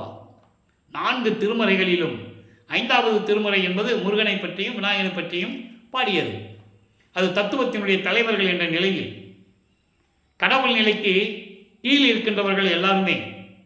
கடவுள் நிலை என்பது அருப்பறிஞர்களுடைய நிலை. இவர்களெல்லாம் தத்துவத்தின் குடும்பங்கள் என்று சொல்லுவார். அதை நாம் ஏற்கனவே விரிவாக பார்த்து விட்டோம். இப்போ அந்த நிலையில் இருக்கும்போது சுத்த சன்மார்க்கத்துக்கு வந்த பிறகு இந்த நிலைகள்லாம் இருக்காது. 5ஆம் திருமுறை வரைக்கும் தான் சிவபெருமான், நடராஜன், சொக்கநாதன், மகாலிங்கம், முருகன், பிள்ளையார் எல்லாம் இருக்கும். நீங்கள் சுத்த சமூகத்தை வந்த பிறகு அந்த நிலைகள் எல்லாம் முடிந்துவிடும். அதை நீங்கள் புரிஞ்சுக்கணும். அப்போ சுத்த சன்மார்க்கம் என்னன்ற நிலையை தான் நம்ம பார்த்துக்கிட்டு இருக்கோம். ஏன் தன் மகனை இங்கே இருக்க வச்சாருன்ற நிலையும் நம்ம பேசியாச்சு, விளக்கத்தை சொல்லியாச்சு. ஏன்னா அங்கே இருந்து தான் ஆகணும். ஒரு காரியத்தை நடத்தும்போது அதற்கு முன்னால் நடந்த காரியங்களை சொல்லி அது இல்லை, அது தேவையில்லை என்று சொல்ல வேண்டும். அதனால் இவர் சமயங்களையும் மதங்களையும் மார்க்கங்களையும் பின்பற்றி கொண்டு அங்கு இருந்து 32 ஆண்டுகள் வரைக்கும் இருந்து அதுக்கப்புறம் அது தேவையில்லை, அதெல்லாம் பொய் உலகங்கள், அதெல்லாம் மாயைகள், மயக்கங்கள். அருட்பெருஞ்சாண்டவருக்கு அப்படி இல்லை, சுத்த சன்மார்க்கத்துக்கு வரும்போது இப்படி தான் இருக்கணும் அப்படின்ற நிலையை உலக மக்களுக்கு சொல்லணும். அந்த நிலைக்காகத்தான் இறைவனுடைய திருவிளையாடல் நடந்து கொண்டிருக்கிறது. இப்போ அங்கே போனார், வா மகனே என்று சொல்லி வரவேற்று, மகனை இந்த ஆடைகளை கலந்து விட்டு முக்காடு போட்டு தானே போகிறாரு. கலந்து விட்டு புனித நீராடி புத்தாடை அணிந்து அணிகளை அணிந்து மங்கள கோலத்துடன் வருவாயாக, இன்னும் 2.5 நாளிகைக்குள் உனக்கு மணிமுடி சூட்ட வேண்டும், பொற்காப்பு அணிய வேண்டும் என்று சொல்லுகிறார். பொற்காப்பு என்பது கையில் காப்பு கட்டுறது, காப்பு போடுறது. அது ஒரு அடையாளம், இளவரசன் என்ற ஒரு அடையாளம், தனது மகன் என்ற ஒரு அடையாளம். ஜமீன்தார், நாட்டாமக்காரங்க, மன்னர்கள்லாம் அந்த மாதிரி இளவரசர் பட்டம் சுடும்போது அந்த காப்பு அணிவாங்க கையில். அதுபோல் தன் மகனுக்கு மணிமுடி சூட்டி காப்பணிந்து, மகனே சுத்த சன்மார்க்கத்தை பெற்றுக்கொள், நல்ல கவனிக்கணும், சுத்த சன்மார்க்கத்தை பெற்றுக்கொள், இனிமேல் இது உன் மார்க்கம் என்று சொல்லி சுத்த சன்மார்க்கத்தை கொடுத்து, அதை பாடல்களில் நிறைய பாடல்களில் இருக்குது, நமக்கு விளக்கங்கள் இருக்குது, எல்லா பாடல்களும் விளக்கத்தை சொல்லியாச்சு. இன்னும் சொல்லுவோம், அனுபவமலையில் இருக்குது, நம்ம பின்னால் பார்க்க போகிறோம். எப்படி சரியை கிரியை யோகம் என்ற 12 நிலைகளை கடந்தார், எப்படி ஞான சரியை ஞானக்கிரியை ஞானத்தில் யோகம் ஞானத்தில் ஞானம் எப்படி பெற்றுக்கொண்டார், அந்தங்களை எப்படி கடந்தார், எப்படி பெரிய சிவ அனுபவத்தால் சுத்த சன்மார்க்கத்தை பெற்றார். நிறைய நிகழ்ச்சிகளாக நிறைய இருக்குது. அப்போ எல்லாம் பெற்றுக்கொண்டு சாகா கல்வியை கற்றுக் கொடுக்கிறேன், கற்றுக்கொள் மகனே என்று சொல்லி சாகா கல்வியை கற்றுக் கொடுக்கிறார். அதற்காகத்தான் இவரை அதாவது பள்ளிக்கூடத்தில் சேர்க்கும்போது அங்கே படிக்க விடலை. அதுதான் முதலே நான் உங்கள்கிட்ட சொன்னேன், படிக்க விடலை. இப்போ தந்தையிடம் கற்றுக்கொள்ளுகிறார். சாகா கல்வி முழுவதும் உணர்வித்து உடற்பழுதெல்லாம் தவிர்த்து முனை பள்ளி பயிற்றாது எந்தனை கல்வி பயிற்சி. அதான் அந்த வரியை நான் சொன்னேன் உங்களுக்கு. அப்போ சாகா கல்வியை கற்றுக் கொடுக்கிறார். இதனை அந்த சத்தியஞான சபை வெளியிலிருந்து பிரமன், திருமால், ருத்திரன், இந்திரன் போன்றவர்களும் தேவர்களும் எல்லாம் அங்கேருந்து பார்த்துக்கிட்டு இருக்காங்க. முகத்தில் அப்படியே கோபத்தை வச்சுட்டு இருக்காங்களாம். யாருக்கும் கிடைக்காத அந்த சாகா கல்வி நமக்கு கிடைக்கலையே அப்படின்னு நினச்சிக்கிட்டு இருக்காங்க. இது பாடலில் இருக்குது, அதை பார்த்துட்டோம். இப்போது இந்த நிலையில் இருக்கும்போது எல்லாவற்றையும் பெற்றுக்கொண்டு பூலோகத்துக்கு திரும்புகிறார். எப்படி கருங்கொழியிலே வந்து உறைவிடமாக கொண்டார் என்பதையும் விளக்கமாக பார்த்து விட்டோம். அங்கே என்னென்ன நடந்தது, அருட்பெருஞ்சாண்டவருக்கும் அதாவது தன் தந்தையும் பிள்ளையும் எப்படியெல்லாம் உரையாடினார்கள் என்பதை பாடல்களில் இருந்தே பார்த்து விட்டோம். அங்கே இருந்து கொண்டு எப்படியெல்லாம் அருளை பெற்றுக் கொண்டார் என்பதை பார்த்து விட்டோம். அந்த கருங்குழி இவர் இருந்த இடத்திற்கு, அந்த இல்லத்திற்கு தண்ணீரால் விளக்கரித்த இல்லம் என்ற பெயர் எப்படி ஏற்பட்டது என்ற விளக்கத்தையும் பார்த்து விட்டோம். இப்போ கருங்குழியை விட்டு கிளம்பணும். ஏனென்றால் டைம் முடிஞ்சிருச்சுங்க, காலம் முடிஞ்சிருச்சு, 9 ஆண்டுகள் முடிஞ்சிருச்சு. இப்போ ஜீவகாருண்ய ஒழுக்கம் உருவாகணும். ஜீவகாருண்ய ஒழுக்கத்தை உலக மக்களுக்கு சொல்லியதே முதலிலே நமது இறைவன் வல்லப்பமானவர்கள் தான். அவர் இறைவன், அருட்பெருஞ்சோதி ஆண்டவராகிய இறைவன் தான். அது விளக்கங்கள் உங்களுக்கு பின்னால் புரியும். மேட்டுக்குப்பத்தில் பாடல்களுடைய விளக்கம் சொல்லும்போது உங்களுக்கு தெளிவாக புரியும். அந்த நிலையில் இருக்கும்போது பார்வதி ஊர் மக்களிடம் ஏற்கனவே பேசியபடி அந்த ஊர் மக்கள் அந்த இடத்தை தானமாக கொடுக்கிறார்கள். சாமிக்கு கொடுத்துடலாம்ப்பா கேட்டார், கொடுத்துருங்கன்னு சொல்லி கொடுத்துட்டாங்க. அந்த நிலையில் அதே இடத்தில் ஒரே நல்ல தர்மசாலையை நிறுவி 23/5/1857 நிறுவி 1867 நிறுவி அன்றைய அணையடிப்பை மூட்டி உணவை சமைத்து பசியோடு வருகின்றவர்களுக்கு பசியாற்றி கொண்டிருக்கிறார். நம்மளையெல்லாம் படைத்து காத்து கொண்டிருக்கின்ற அருட்பெருஞ்சோதி ஆண்டவராகிய வல்லப்பமானவர்கள். அதன் பிறகு 1869 மஞ்சக்குப்பம் கோட்டிலே கடலூர் மஞ்சக்குப்பம் என்ற இடத்துல உயர் நீதிமன்றத்திலே ஆறுமுக நாவலார் எப்படி வழக்கு தொடர்ந்தார், திருவற்பாவை மறுப்பா என்று அறிவிக்க முடியாது என்று நீதிபதி எப்படி உத்தரவை பிறப்பித்தார் என்றெல்லாம் நிலைகளை எல்லாம் நாம் பார்த்து விட்டோம். திருவற்பாதான் மக்களுக்கு ஏற்றது, மறுப்பாய் என்று அறிவிக்க முடியாது என்ற தீர்ப்பை வழங்குகிறார். அந்த மகத்தான தீர்ப்பை பெற்றுக்கொண்டு நமது இறைவன் மறுபடியும் தர்மசாலையிலே அமர்ந்து கொண்டிருக்கும் போது உத்தரஞான சிதம்பர மாலை எப்படி உருவானது, சமாதி வற்புறுத்தலை என்ன அறிவுரை கூறினார், நடராஜபாதி மாலை, சர்க்குரிமணி மாலை என்ற பாடல்களுடைய விளக்கங்களை எல்லாம் முழுமையாக பார்த்துவிட்டோம். இப்போ வல்லப்பம்மன் அவர்கள் 6வது அட்டில் இருந்து கொண்டிருக்கிறார். 41வது ஆண்டிலிருந்து 48 ஆண்டுகளுக்குள் என்ன நடந்தது என்பதை தான் இப்போ நம்ம லைவாக பார்த்துட்டு இருக்கோம். ஞான மருந்து என்ற பதிகத்திலே 117வது பதிகத்திலே 21வது பாடல். இப்போ வல்லப்பம்மன் அவர்கள் தர்மசாலையில் இருந்து கொண்டிருக்கிறார். நல்லா கவனிக்கணும். ஆணவம் தீர்க்கும் மருந்து, ஆணவம் தீர்க்கும் மருந்து, பரமானந்த தாண்டவமாடும் மருந்து, மாணவ வண்ண மருந்து, மாணவ வண்ண மருந்து, என்னை வலிய அழைத்து வளர்க்கும் மருந்து. இது பாடல். பாடல் நான் ஏற்கனவே கூறியவர்கள் எளிமையான வரி, ஆனால் விளக்கங்கள் எவ்வளோ வேணாலும் பேசலாம் இதை. ஆனால் எனக்கு நேரம் கிடைக்கல, அதனால சுருக்கி சுருக்கி உங்கள்கிட்ட சொல்கிறேன். எனக்கு இப்படி சொல்கிறது திருப்தி இல்லை தான், இருந்தாலும் ஒரு வழி இல்லை. இப்போ பாருங்கள், ஆணவம் தீர்க்கும் மருந்து. ஆணவம் என்பது செருக்கு. இதனுடைய அடுத்த நிலைகள் இருக்குது. ஆணவம், கண்மம், மாயை, மாமாயை, துரோதை, இவங்களையெல்லாம் தீர்க்கக்கூடிய இறைவன். மருந்து என்பது அருட்பெருஞ்சோதி ஆண்டவர். அப்படிப்பட்ட இறைவன் பரமானந்த தாண்டவமாடும் மருந்து. பேரின்ப நிலையில், அதை ஒருமை நிலை என்று கூறுவார் வல்லப்பம்மன் அவர்கள்.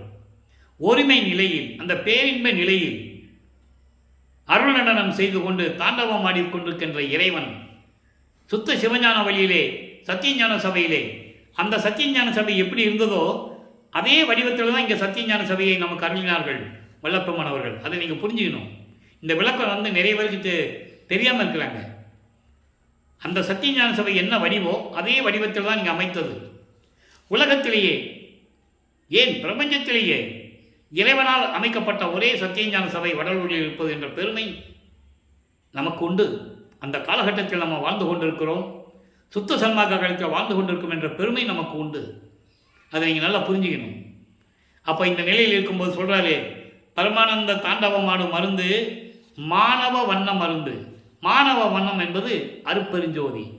அருட்பெருஞ்சோதி வடிவில் இருக்கின்ற இறைவன். மாணவ வண்ணம் என்பது அருட்பெருஞ்சோதி நிலையில், ஒப்பற்ற அருள்நிலையில் ஒளி வீசிக்கொண்டு பிரபஞ்சம் முழுவதும் பரிபூரணமாக ஒளி வீசிக்கொண்டிருக்கின்ற இறைவன் அருட்பெருஞ்சோதி ஆண்டவர். என்னை வலிய அழைத்து வளர்க்கும் மருந்து. இந்த வரி எவ்வளவு அருமையான விளக்கம் தெரியுமா? உன்னிடம் இருந்த பிள்ளையை, அதை மெய்யல் வியப்பிலே சொல்லுவார். மெய்யல் வியப்பில் சொல்லுவார், அடியனாக்கி அதன் பின் பிள்ளையாக்கி அடிகளாக்கி கொண்டா என்னை அவலம் நீக்கியே, படியுள்ளோரும் வானுள்ளோரும் இதை நோக்கியே, பதியும் ஓரவாரான் என்பான் பரிவி தேக்கியே. கடவுளுக்கு கூட ஓர வஞ்சனை இருக்குதுயா, எல்லாமே மகனுக்கு கொடுத்துட்டு இருக்கிறாரு. இப்படி சொல்றாங்க. அப்போ இந்த பூலோகத்திற்கு என்னை ஒரு தாயின் வழியாக வருவிக்க செய்து, என்னை சமயங்களிலும் மதங்களிலும் மார்க்கங்களிலும் இருக்க செய்து, அதுக்கப்புறம் என்னை வழியை வந்து ஆட்கொண்டு சுத்த சன்மார்க்கத்தை கொடுத்து செல்வப்பிள்ளை என்று பெயரிட்டு என்னை வளர்க்கும் மருந்து, என்னை வளர்த்து கொண்டிருக்கின்ற இறைவன் அருட்பெருஞ்சோதி ஆண்டவர் என்று சொல்லுகிறார். இப்போ இந்த நிலைகள்லாம் மாறிய பிறகு அனுபவ மாலை 147வது பதிகம் அனுபவ மாலை, இன்னைக்கு 88வது பாட்டு. அனுபவ மாலை என்பது இறைவனிடம் தான் பெற்ற அனுபவங்களையும் அருள்களையும் இறைவன் எப்படிப்பட்டவர் என்ற நிலையையும் உலக மக்களுக்கு தெரிவிப்பது. 100 பாடல்கள், அதான் மாலை என்று சொல்லுகிறார். இப்போ 88வது பாடலை பார்க்குறோம். பாருங்க, பிரபஞ்சத்தின் உண்மையை, மறைக்கப்பட்ட உண்மையை அவ்வளவு தெளிவாக சொல்லுவார். நல்லா கவனிங்க. மதவாதிகள்னா யாரு, சமயவாதிகள் யாரு, மார்க்கங்களிலே சுழன்று கொண்டிருப்பவர்கள் யார், யாராவது சொல்லியிருக்காங்களா இது வரைக்கும்? இப்போ பாருங்க, நல்லா கேளுங்க. பெருகிய பேரருளுடையார் அம்பலத்தை நடிக்கும் பெருந்தகை என் கணவர். நான் ஏற்கனவே சொல்லியிருக்கேன், இவரை மனைவியாகவும் இறைவனை கணவனாகவும் உள்ளத்தை தோழியாகவும் வர்ணனை செய்து இந்த பாடலை அருளியிருப்பார்கள். தோழியிடம் சொல்லுவது போல உலக மக்களுக்கு தெரியப்படுத்துகிறார். பெருகிய பேரருளுடையார், ஒப்பற்ற பேரருள் உடையவர், அம்பலத்தை நடிக்கும் திருச்சிற்றம்பலத்திலே சுத்த சிவஞான வழியிலே சத்திய ஞான சபையிலே திருவிளையாடல் செய்து கொண்டு அருள் நடனம் செய்து கொண்டிருக்கின்ற எனது கணவர், எனது இறைவன், அருட்பெருஞ்சோதி திருப்பேர் புகழ் என்கிறாய். அவருடைய அருள்களை எல்லாம் எனக்கு சொல்லு என்று நீ சொல்லுகிறாய். தோழி எனக்கு சொல்றார், தோழி கேட்கிறாய், இவர் சொல்றார். அவனுடைய பெருமை நீ சொல்ற, நான் சொல்றேன். எப்படி உலக மக்கள்கிட்ட சொல்ற மாதிரி, உலக மக்களே, பேர் அருள் உடையார் சுத்த சிவஞான வெளியில் இருக்கின்ற எனது தந்தை அருட்பெருஞ்சோதி ஆண்டவருடைய புகழை நீங்கள் சொல்ல வேண்டும் என்று நினைக்கிறீர்கள், கேட்கிறீர்கள். நான் சொல்லுகிறேன். நல்ல விளக்கத்தை நீங்கள் புரிஞ்சுக்கிறேன். ரெண்டு வரியாக சொல்கிறேன். தோழிகிட்ட எப்படி சொல்கிறாரு, அது உலக மக்களுக்கு எப்படி கன்வெர்ட் பண்ணுறது, ரொம்ப முக்கியம். அது எப்படி உலக மக்களுக்கு கன்வெர்ட் பண்ணுறது, அது சொல்லி ஆகணும் இல்லை? அப்போ சொல்லிட்டாரா, நான் அவருடைய புகழை சொல்கிறேன். ஏன்னா இவங்க நினச்சிட்டு இருப்பாங்களே உலக மக்கள், அருட்பெருஞ்சாண்டவர்னா யார், என்ன இவர் இப்படியே சொல்லிட்டு இருக்காருன்னு. அதுக்கு விடை கொடுக்குறார், பதில் கொடுக்குறார். அருகர், நல்லா கவனிக்கிற நண்பர்களே, பிரபஞ்சத்தில் யாரும் சொல்ல முடியாதது, சொல்ல முடியாது, யாரும் சொன்னதும் இல்லை. அருகர், புத்தர், ஆதி என்பேன். இவங்கெல்லாம் உருவாக்கினது யாரு? அருகர் என்பது மகாவீர். மகாவீர் மட்டுமல்ல, இறைவனால் அனுப்பப்பட்ட இறை தூதுவர்கள், மதவாதிகள் என்று சொல்லுவார். மதங்களை உருவாக்கிய இறை தூதுவர்கள், அவர்களும் முழுவதுமாக அருகர் என்று கூறுகிறார். அருகர் சொல்லிட்டு புத்தரை தனியாக சொல்றார் பாருங்க. அருகர், புத்தர், இவர்கள் முதல் எல்லாருமே, அவர்கள் எல்லாருமே இறைவனால் படைக்கப்பட்டவர்கள் என்று நான் சொல்லுவேன் என்பேன். யாருடைய திருவர்களால்? அருட்பெருஞ்சோதி ஆண்டவரால் உருவாக்கப்பட்டவர்கள். இவர்களால் தவம் இருந்ததான் அருளை பெற முடியும். எந்த விதமான தவம் இல்லாமல் கடலுக்கு அடியில் போயோ, குகைக்கடியில் போயோ, தண்ணிக்கடியில் போயோ, மரத்துக்கடியில் உட்கார்ந்தோ வல்லப்பமானவர்கள் அருளை பெறவில்லை. காரணம், அவர் இறைவனுடைய மகன், இறைவனால் வருவிக்க உற்றவர். இவர்களெல்லாம் ஒரு தாய் வயிற்றில் பிறந்து ஞானம் பெற்று இறைவனுடைய அருளை பெற்றுக்கொண்டு முத்தியானவர்கள். அதை நீங்கள் நல்லா புரிஞ்சுக்கணும். அருகர், புத்தர், ஆதி என்பேன், இவங்கெல்லாம் எங்கெல்லாம் இருக்காங்க. இறைவனுடைய திருவிழா எப்படி சொல்றது, இறைவனுடைய புகழை எப்படி சொல்றது? இறைவனால் உருவாக்கப்பட்டவர்கள் என்பேன். இவங்களாம் அப்படிதான். அப்புறம் அயன் என்பேன், அயன்னா பிரம்மன். நாராயணன் என்பேன். அதுக்கான விளக்கங்கள் நிறைய இருக்குது நண்பர்களை. திருவருட்பாவிலே அகவலிலே இருக்கு, நீங்க படிச்சிருக்கலாம். அருட்பெருஞ்சோதி அகவலிலே இருக்கு. ஏன் திருவடி புகழ்ச்சியிலே இருக்கு. 1ஆம் திருமுறையில் திருவடி புகழ்ச்சியிலே சொல்லுவார். அங்க ஞானம் கிடைக்கும் போது பொதுப்படையா சொல்லுவார். மெஞ்ஞானம் பெற்ற பிறகு விலாவரியா சொல்றாரு. அதான் வித்தியாசம், வேற ஒன்றும் இல்லை. நாராயணன், அரண் என்பேன். அரண் என்பவன் ருத்திரன். நல்லா கவனிக்கணும். ஆதி சிவன் வேறு, சிவபெருமான் வேறு, ருத்திரன் வேறு. ஆனால் இந்த நிலைகள் எல்லாம் சைவ சமயத்தை சேர்ந்தவர்கள். பிரம்மனும் திருமாலும் இந்திரனும் வைஷ்ணவ சமயத்தை சேர்ந்தவர்கள். அவங்க திருநீர் பூச மாட்டாங்க, நாமந்தம் போடுவாங்க. நல்லா புரிஞ்சுக்கிட்டீங்க. அந்த வம்சாவளி வேற. பிரம்மன், திருமாலி, இந்திரன்கள் அந்த வம்சாவளி வேற. ஆழ்வார்கள் வேற. ஆழ்வார்கள் வைஷ்ணவ சமயத்தை சேர்ந்தவர்கள். சிவனடியார்கள் சைவ சமயத்தை சேர்ந்தவர்கள். மொத்தமாக சொல்றாரு. அவன் என்ன ருத்திரன், ஆதி சிவன் என்பேன் சொல்லிட்டாரா?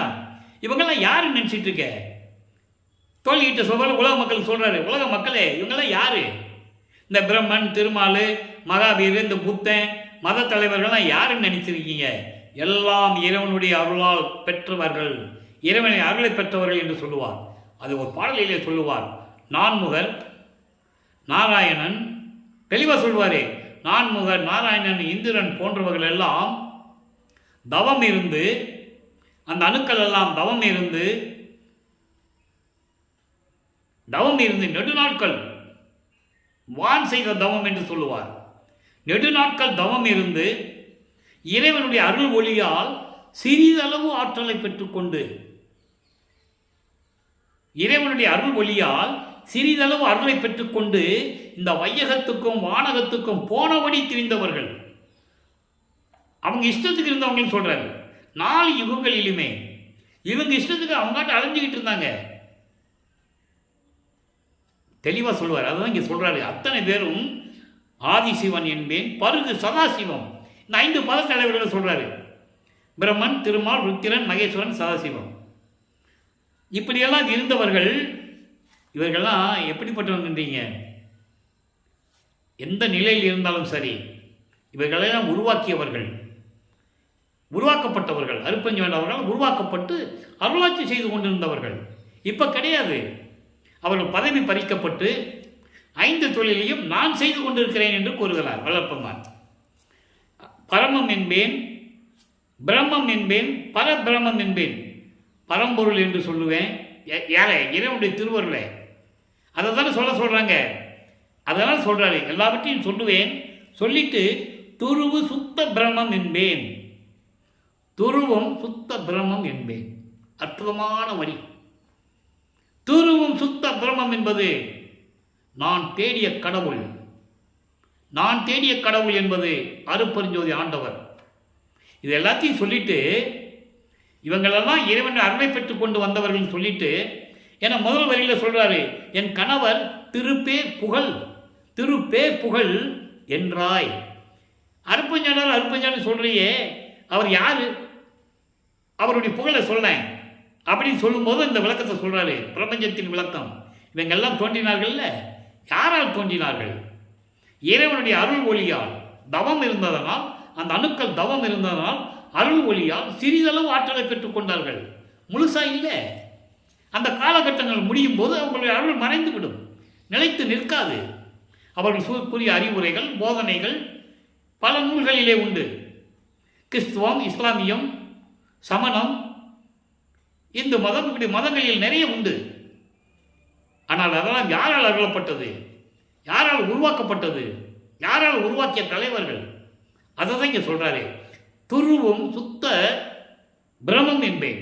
துருவு சுத்த பிரமம் என்பது நான் தேடிய கடவுள், நான் தேடிய மெய்ப்பொருள், நான் தேடிய பரம்பொருள் அருட்பெருஞ்சோதி. இந்த புகழுக்கெல்லாம் சொந்தக்காரங்கள் யார்? யாருக்கு சொந்தம் இது? அருட்பெருஞ்சோதி ஆண்டவருக்கு சொந்தம் என்று சொல்லுகிறார். சொல்லிட்டு துரிய நிறைவு என்பேன். துரிய நிறைவு என்பது பரிபூரணமாக துரியாதீத நிலையில் இருக்கின்ற பரிபூரணமான அருளோடு விளங்கிக் கொண்டிருக்கின்ற இறைவன். இறைவனுடைய புகழை சொல்றார். இப்படியெல்லாம் உருவாக்கிய இறைவன், நான் கண்ட இறைவன், நான் கண்ட மெய்ப்பொருள், நான் கண்ட பரம்பொருள், நான் கண்ட பிரம்மம். யாரு? அருட்பெருஞ்சோதி ஆண்டவர். துரிய நிறைவு என்பேன், சுத்த சிவம் என்பேன். சிவத்தையே எப்படி சுத்தம் போடுறார் பாருங்க. அதான் சுத்த சிவம் என்பேன். இவையும் எல்லாம் என் தந்தையின், என் கணவரின், என் தந்தையின் சித்து விளையாட்டு. இதெல்லாம் உலகத்தில் எப்படி நடந்தது? அருட்பெருஞ்சோதி ஆண்டவருடைய சித்து விளையாட்டு. அவங்களாம் யாரும் உருவாகவில்லை, இறைவனால் உருவாக்கப்பட்டவர்கள். நான் அப்படி அல்ல, இறைவனால் வருவிக்க விட்டவன் மகனாக. அதான் சொல்றாரு, இதெல்லாம் சித்து விளையாட்டு. நான் அப்படி அல்ல, நான் இறைவனுடைய மகன். நான் இறைவனுடைய மகனாகவே இந்த பூலோகத்துக்கு நான் வருவிக்க விட்டவன் என்பதை பாடல்களிலே தெளிவாக நமக்கு அருளியிருக்கிறார்கள். ஏற்கனவே நிறைய பாடல்கள் உண்டு. வருவித்த வண்ணமும் நானே, இந்த மாநிலத்தை செய்யும் வண்ணமும் நானே. தெளிவாக சொல்லுவார். நான் அதுக்காக தான் வருவிக்க விட்டேன்னு சொல்லுவார். என்னையும் இரக்கந்தன்னையும் ஒன்றாக இருக்கவே இசைவித்து மன்னி வாழ்வுற வருவித்த கருணை வள்ளல் நீ. இந்த பிரபஞ்சம் தோன்றியத்திலிருந்து எத்தனையோ அறிஞர்கள், ரிஷிகள், முனிவர்கள் எத்தனையோ பேர் தோன்றினார்கள். நான் இறைவனால் வருவிக்க விட்டவன் என்று யாரும் சொன்னதில்லை. இறைவனால் அனுப்பப்பட்ட தூதன் என்று சொன்னார்கள், தூதுவன் என்று சொன்னார்கள்.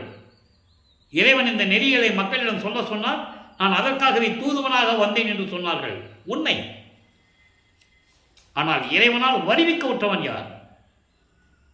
வல்லப்பெருமான் ஒருவர் தான் இந்த பிரபஞ்சத்திலே. அவருக்கு பிறப்பு இறப்பு இல்லை. ஒவ்வொரு யுகங்களிலும் இருந்தவர் என்பதை நான் பதிவு செய்ய கடமைப்பட்டிருக்கிறேன். அது மட்டுமா? அனுபவ சித்தி என்ற ஒரு பதியத்திலே சொல்லுவார். நம்ம அந்த விளக்கத்தை பார்த்துட்டோம். இருந்தாலும் அனுபவமலை இந்த பாடல்களை சொல்லும்போது ஒரு சில இடங்களில் அந்த விளக்கங்களை திரும்பி தர வேண்டிய காலத்தின் கட்டாயத்தில் இருக்கிறேன். அனுபவ சித்தி என்ற ஒரு பதியத்திலே இது அனுபவ மாலை, முடிவான முடிவு.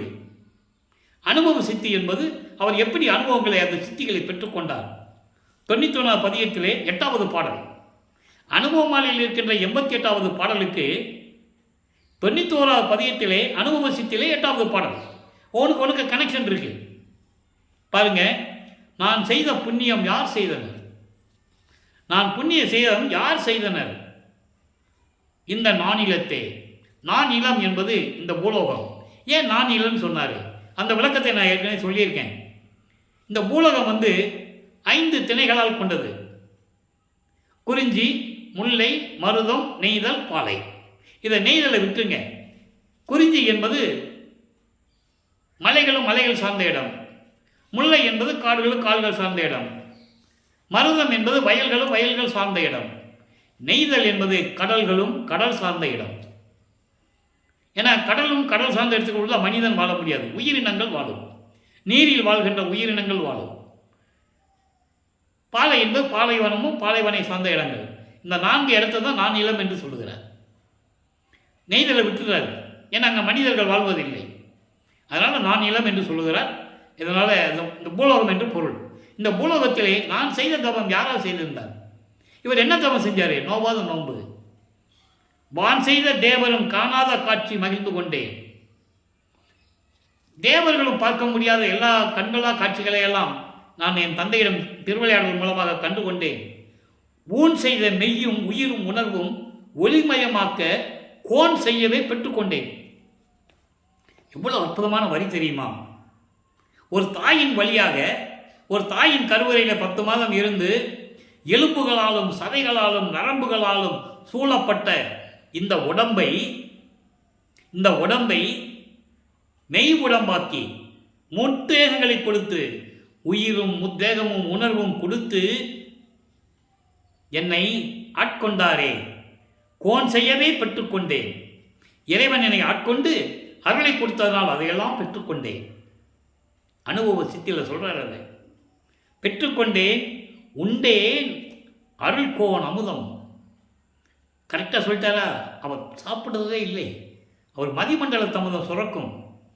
பசி என்று சொல்லும்போது அமுதம் அவருக்கு சுரக்கும். சிறு வயதிலே கருவறையிலே இருக்கும்போது, ஒரு தாயின் கருவறையில் இருக்கும்போது தன் மகனுக்கு கருவறையிலே சென்று அருளமுதம் ஊட்டுகிறார்.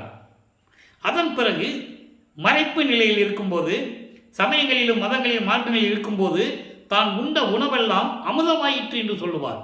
அதை பின்னாளில் அறிந்தேன் என்று கூறுவார். முன்னாளில் நான் உண்ட உணவு பின்னாளில் அமுதமாயிற்று என்று கூறுவார். நல்லா புரிஞ்சுக்கணும் நீங்க. ஏன்னால் மலம் ஜலம் கழிக்கின்றவன், சாப்பிடுகின்றவன், தூங்குகின்றவன் இறைவனாக முடியாது. நல்லா புரிஞ்சுக்கணும் நீங்க. அப்போ அருள் அமுதம் உண்டேன் என்று கூறுகிறார். ஆக இறைவனிடம் அமுதம் உண்டது, அவர் அருளை பெற்றது, எல்லாம் சொல்லிட்டாரு. அருள் விளக்க மாலையில் இந்த 37வது பதிகம் அருள் விளக்க மாலையில் 89வது பாடலில் சொல்லுவார் பாருங்க. அதான் நான் ஏற்கனவே சொன்னேன். இந்த நான்முகர்னா பிரம்மன், திருமால், ருத்திரன், இந்த அருகர், புத்தர் எல்லாம் ஓரளவு சிறுதலை பெற்றுக்கொண்டுன்னு சொன்னல. அந்த விளக்கத்தை நீங்கள் நினச்சி பார்க்கணும். அதை தான் இங்கே சொல்கிறாரு. அனுபவ மாலையில் சொல்கிறாரு. இவங்களாம் யாரும் நினச்சிட்டு இருக்க? இவங்களாம் உருவாகலை. இறைவனால் உருவாக்கப்பட்டவர்கள். பெண் இறைவனால் ஆட்கொள்ளப்பட்டு முத்தி அடைந்தவர்கள் என்று சொல்லுகிறார். இது இறைவனுடைய திருவிளையாடல் என்று சொல்லுகிறார். ஆக இறைவனுடைய திருவிளையாடலை பார்த்து கொண்டிருக்கிறோம். எனவே அன்பர்களே, நீங்களும் சுத்த சன்மார்க்கத்தில் இணைந்து அருப்பெருஞ்சோதி தனிப்பெருங்கனை அருப்பெருஞ்சோதி மகாமந்திரத்தை உச்சரித்து நீங்களும் இறைவனுடைய அருளையும் செல்வங்களையெல்லாம் பெற்று இந்த வையகத்திலே வாழ்வாங்கு வாழ வேண்டும் என்று வாழ்த்தி, நீங்கள் நோயற்ற வாழ்வில் வாழ வேண்டும். இறைவனுடைய தயவாலையும் கருணையாலையும் இந்த வள்ளலார் ஒளியன் வாழ்த்தி விடைபெறுகிறேன். மீண்டும் நாளை சந்திப்போம். நன்றி, வணக்கம். அருட்பெருஞ்சோதி தனிப்பெருங்கரணி அருட்பெருஞ்சோதி. நாளையும் இறைவனுடைய திருவிளையாடல் தொடரும். கண்டு மகிழ்ந்து இறைவன் அருளை பெற்றுக்கொள்ளுங்கள்.